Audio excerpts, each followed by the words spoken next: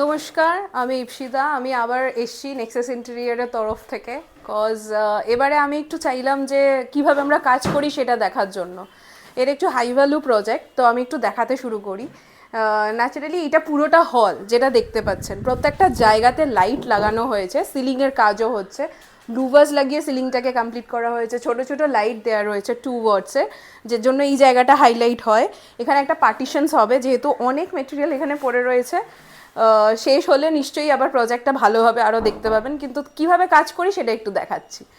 তো নেক্সট হচ্ছে পুরো সিলিংটাই এভাবে প্লেন সিলিংয়ের উপর করা হয়েছে উইথ ট্র্যাক লাইটের কাটিংগুলো বাকি রয়েছে। আর এখানে হচ্ছে ক্রকারি ইউনিট, ঠিক আছে? ক্রকারি ইউনিটের মধ্যে সবটাই গ্লাস পাল্লা, এই পোর্শনটা পুরোটাই গ্লাস এরিয়ার মধ্যে থাকছে টিল এই লম্বাটা, ঠিক আছে? আর এখানে দেখতে পাবেন প্রচুর লাইট ইউজ করা হয়েছে প্রত্যেকটা জায়গায়, যেমন এর নিচে অ্যান্ড